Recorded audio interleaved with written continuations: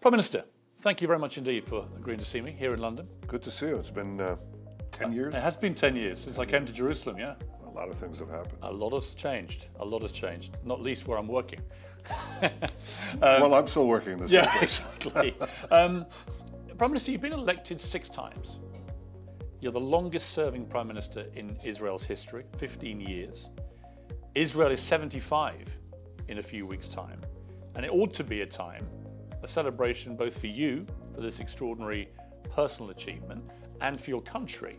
But instead, Israel is in turmoil at the moment, facing what some fear could turn out to be civil war. Oh, God. Fears of a potential third intifada. Is this your biggest challenge right now?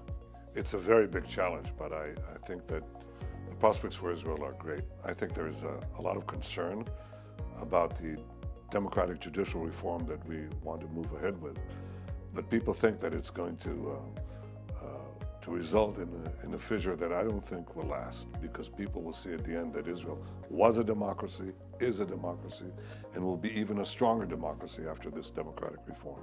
So I think you're right. There's a lot of tension right now. I wish it wasn't so, but I'm quite confident that we'll get over this difficulty, because you have to reform things that get ossified. And in Israel, what we've had is the ossification of the imbalance between the 3 branches of government that has to be corrected. This happened in the last 20 years. It's been building up, and people say, we want to correct that. And people who are used to one thing don't want to correct it. So well, that's because the critics say it's not reform, it's regime change, effectively, is what you're trying to push through. They say that what this bill will do, it'll arm you, the Prime Minister, with the power to appoint judges that you want, and for your government to overturn any judgment of the Supreme Court that you don't like, as long as there's even a 1-vote majority in the Knesset. In other words, the judiciary, they say, will be neutered, and with that, the rule of law, and with that, democracy itself. Yeah, well, let's take that apart one by one. The first thing that has to be understood is, what is a democracy? Democracy is majority rule with the protection of individual rights.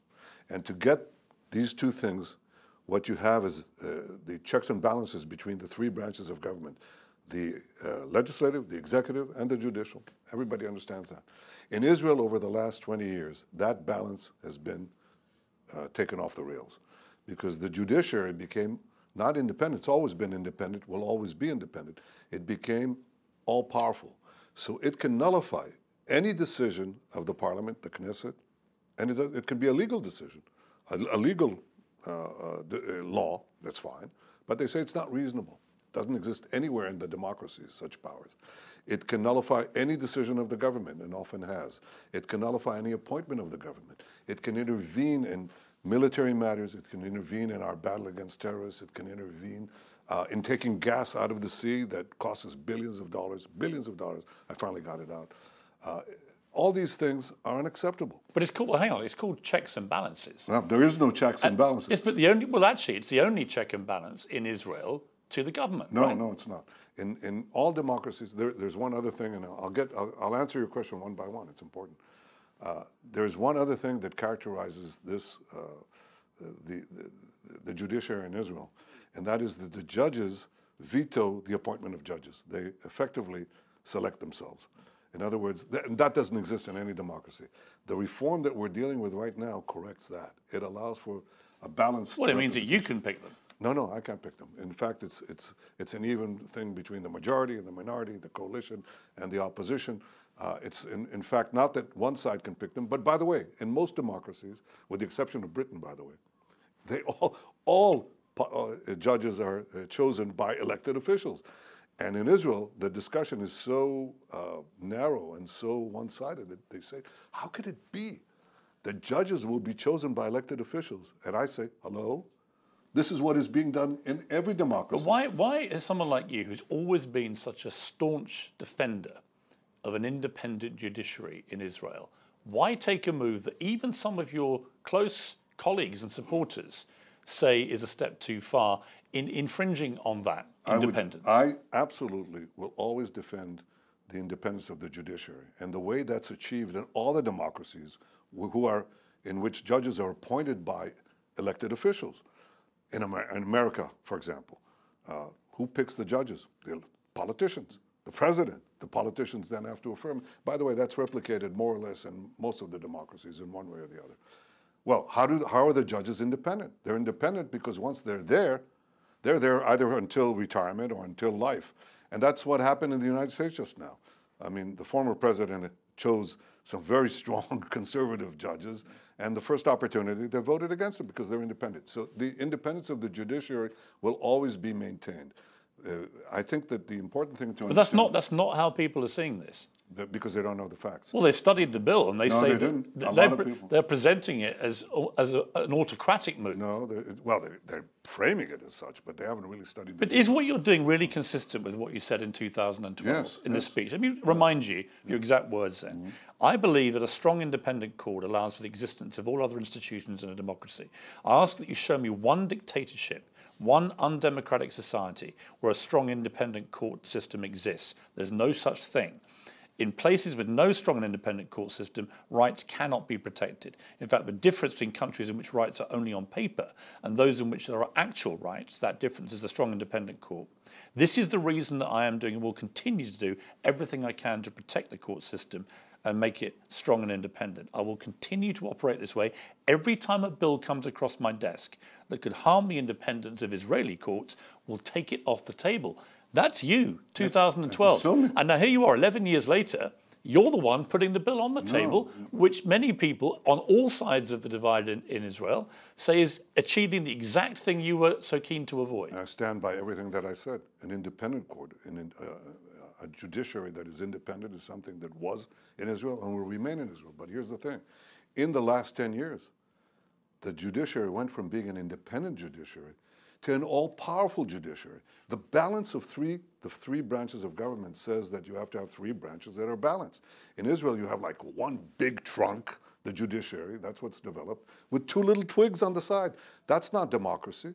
Democracy means that every branch of government balances the other. And that's, in Israel, it's the most judicially activist court on the planet. But people would rather, in Israel, it seems, judging by these mass protests, hundreds of thousands of people out on the streets protesting every weekend now for nearly 3 months. You've got generals, scholars, entrepreneurs, former heads of Mossad.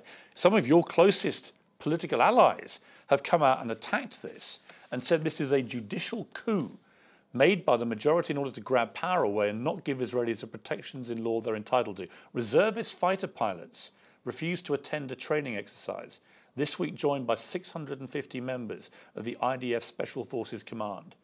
This is uncharted territory for Israel.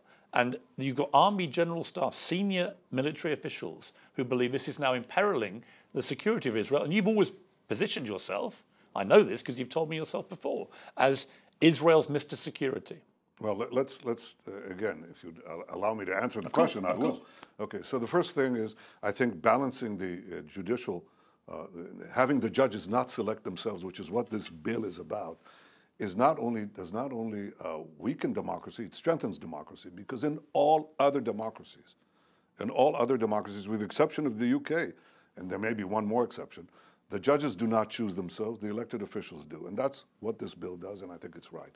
On the other hand, there is one consideration that the critics and the opponents of this judicial reform raise, and I think it's a valid concern, and that is you want to go from one extreme to the center. You don't want the pendulum to swing to the other side, where the Knesset, our parliament, can nullify any decision of the Supreme Court. And I think that requires a balance. I agree with that. So it has to be in the center. So you are going to rein back then on this current proposal? Yes, I said that. How significantly?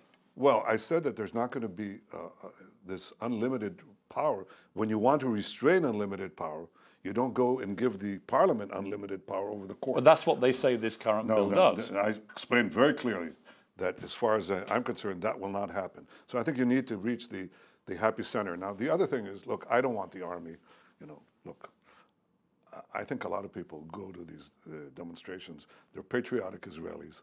They want the good of the country.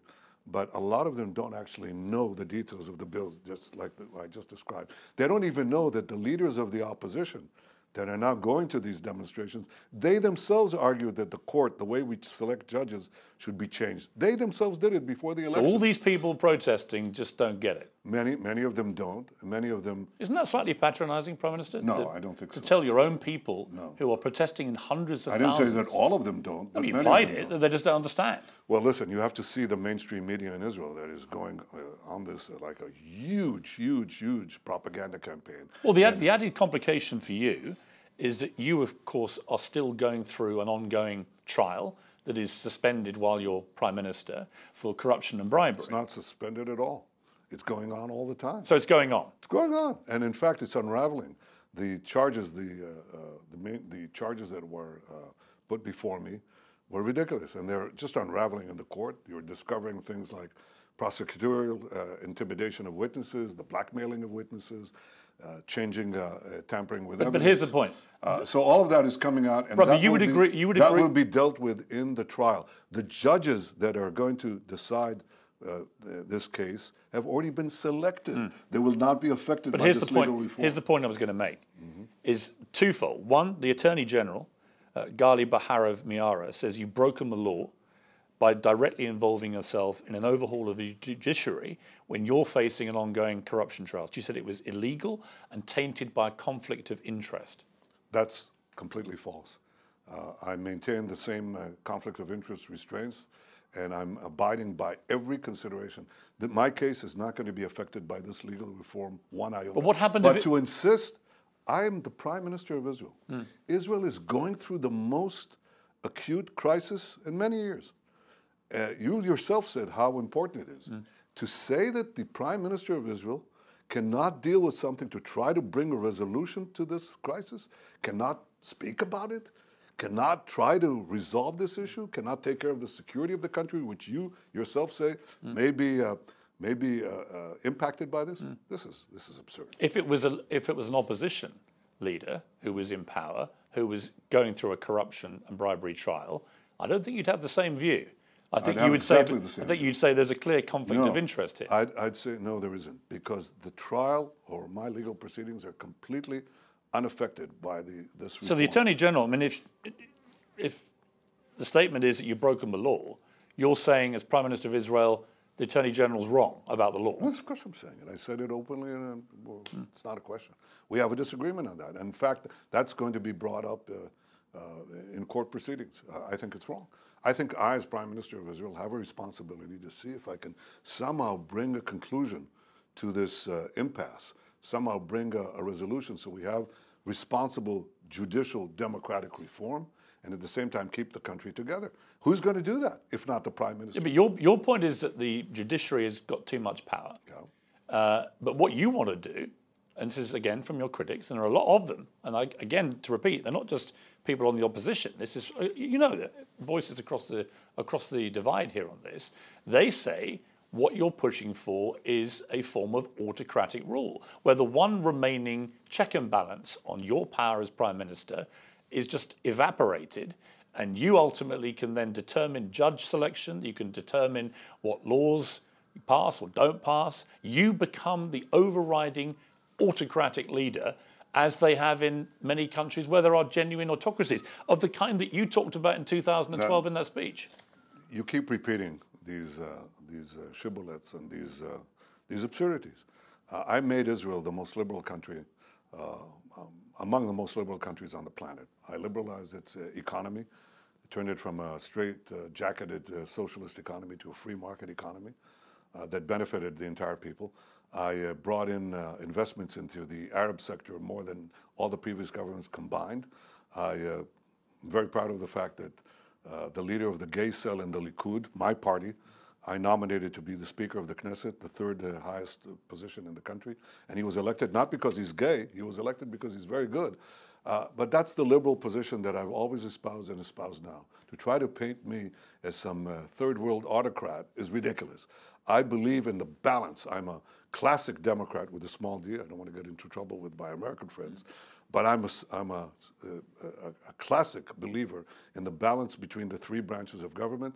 That's what ensures democracy, and it's been thrown off balance in Israel. We have to bring it back. It will not give any power. I do not select. What happens when the I do not select the judges. In fact, they'll be selected by a composite committee. It's not important right now, but the majorities, minorities, they all have their place in there. So this is complete falsehood. But what are the concessions you're going to make from the current bill to appease those who say what you're doing is taking it from one extreme pendulum in your eyes to another? The most important thing is indeed to restrain the power of the parliament to strike down any decisions that the Supreme Court makes. I think the Supreme Court deserves its place under the sun, its powers, but it just has to be, there are no checks and balances right now in Supreme Court power.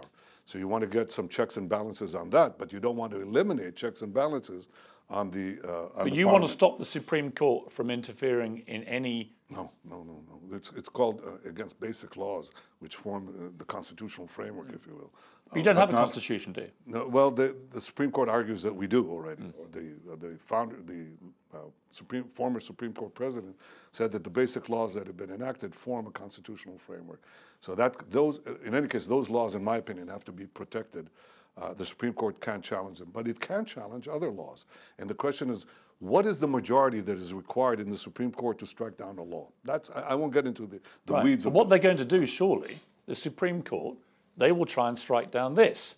So what do you do as the Prime Minister that wants to do this if the Supreme Court exercises what it believes to be its right to strike down your bill? Well, I think that it's never happened before that the Supreme Court strikes down basic law. This is a basic law. And I don't think they're about to do it. And I hope really? They won't. They've never had such a direct attack on their authority. It's not. Well, then the question is, should they be able to judge that? That's a question. Well, it seems that the people of Israel who are protesting every week and all these eminent people who are commenting about this, they prefer the current situation to one where the power moves to the Prime Minister. It doesn't move to the Prime Minister. It's got nothing to do with it. The Prime Minister gets no power. To politicians. Yeah. Well, then you have to ask yourself, if that were the case, I don't see any democracy that has such extreme powers of the Supreme Court as in Israel. There's no such democracy. So are they not democracies? Are they dictatorships? Of course not. They're perfect. When you are trying to take some power away from any branch of government, and in this case from the judiciary, they don't want to take it away. Right now you have a situation where 15 unelected members of the Supreme Court effectively govern Israel. They can decide things that affect our military, our economy, our foreign relations, our battle with terrorism. Is that right? Is that democratic? No, it's not democratic. You want to correct it.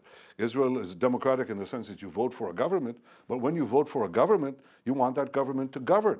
Right now, the powers of that government to govern are severely restricted by a Supreme Court that has more powers than in any other democracy on earth. You don't say that those other democracies are somehow tainted, are somehow not democratic because they have a better balance of power. And trying to balance it is difficult. I grant you that. You can see how difficult it is. Right. I don't deny it. And I understand the concerns of those who are generally worried about the future of Israel, but so am I. And I would not let Israel become less democratic. I want it to be more democratic. But you've always been a politician, it strikes me, who's got an instinct for what the people are thinking. You must be aware the scale of this is like nothing you've ever had to deal with in any of your terms of office, any Israeli Prime Minister. This is unprecedented for you. And there comes a point when if you're just going to keep pushing up against this gigantic, ever-growing hill of opposition, including members of your own government who've said you should stop this and negotiate, what is your response to that? Well, I was the first one to call for negotiations, even though I was in a curious position, because they told me you can't deal with the actual workings of the bill, so I didn't. I actually didn't. But I did call on the opposition to join the coalition, the government, to discuss reaching some kind of compromise. And I've called for 3 months, and they haven't come. So you ask yourself, and when they say, let's halt it, I say, you just wasted 3 months. Why don't you come in and talk? Get into the room, start saying what your concerns are, like the ones you raised here. Our people will give their responses. We can, I think we can figure out a middle way that will be, I think, successful.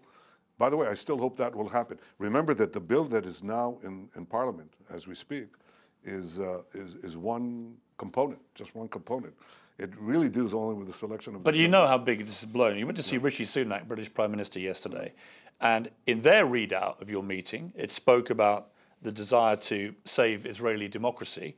Curiously, in yours, I'll read the exact wording, it said the importance of upholding the democratic values that underpin our relationship, including in the proposed judicial reforms in Israel. But in the statement from your office, didn't mention that. Why? Well, because we spoke for about an hour, and the Prime Minister indeed raised that issue. Prime Minister Rishi, it was there's a debate in my team whether it was 45 seconds or 47 seconds out of the hour. So yes, he did raise it. You're quite right. I don't deny it, but I think it's become a perfunctory thing. You sort of have to say it because people are pressing. There are BDS people that are pressing it. It's become a political hot potato in Israel. So. The opponents have their supporters here, and they're pressing on the various governments. I understand that. And look, people don't necessarily get into the details of it, but I do.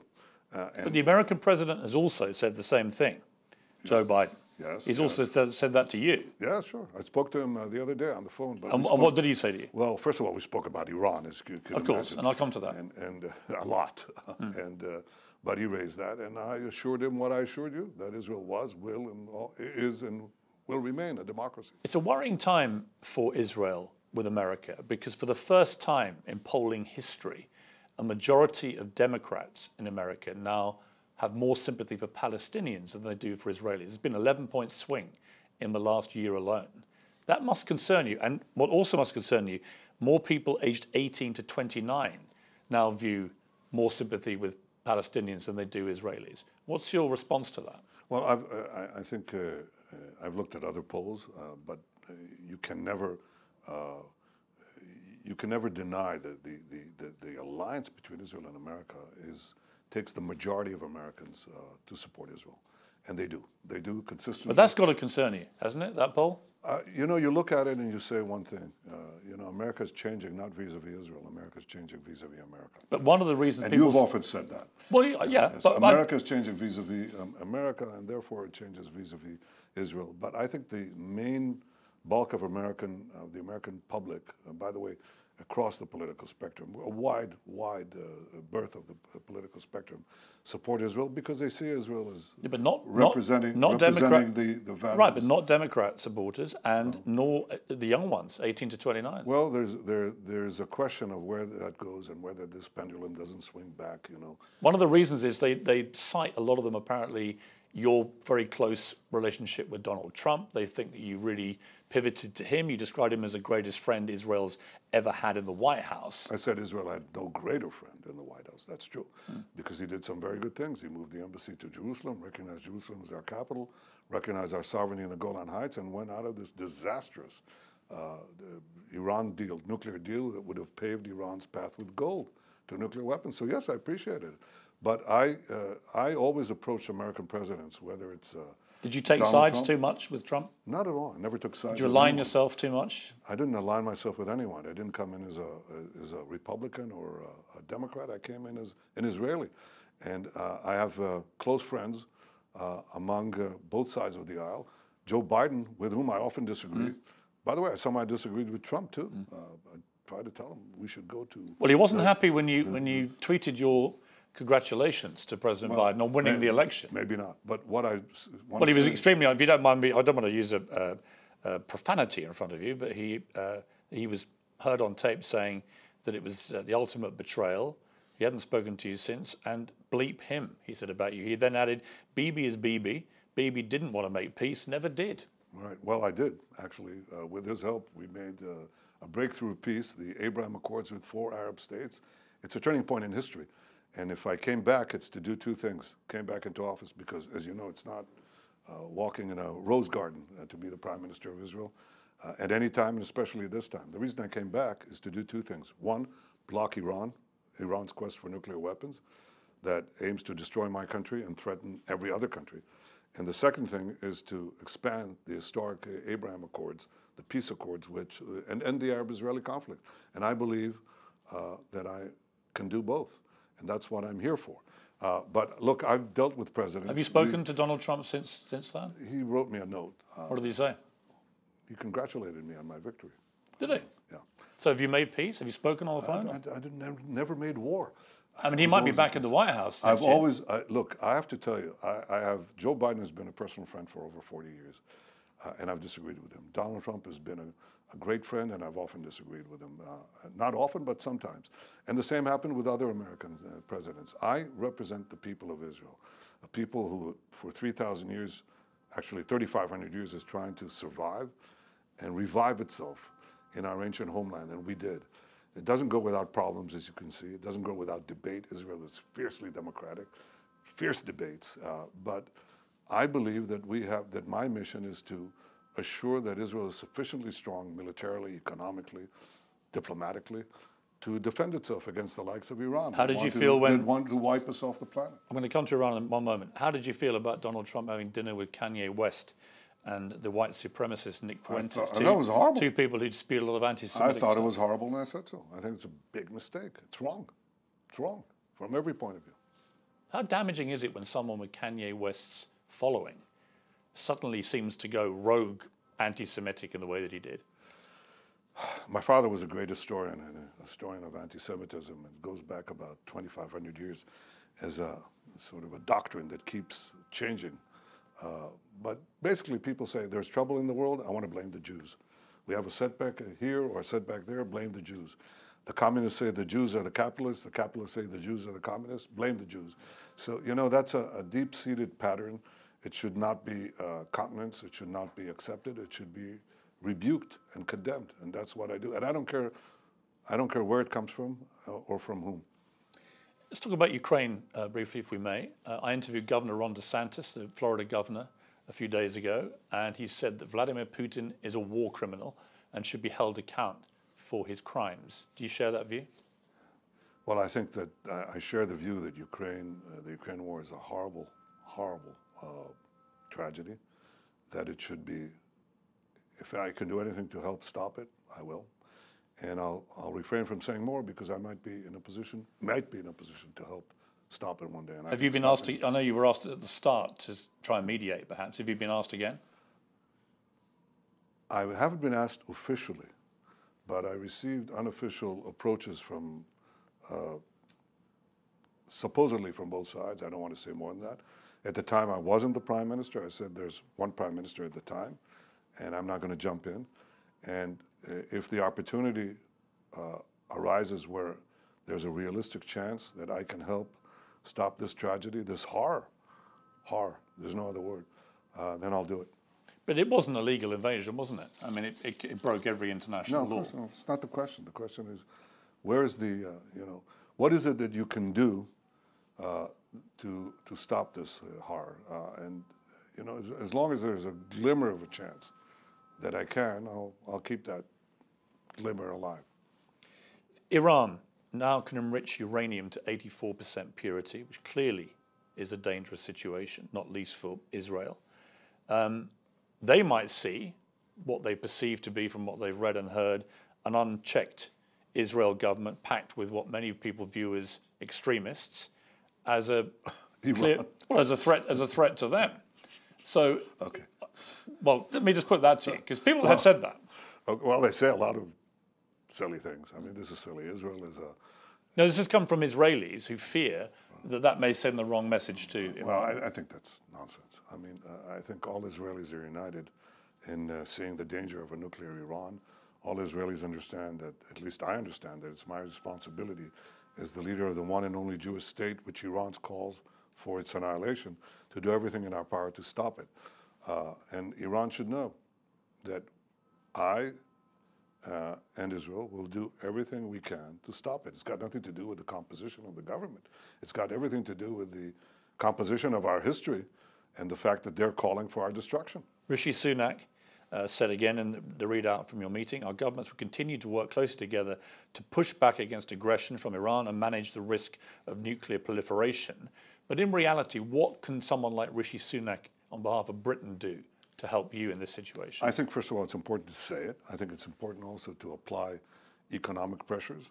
I think the combination of crippling economic sanctions and a credible military threat can hold back Iran's nuclear ambitions.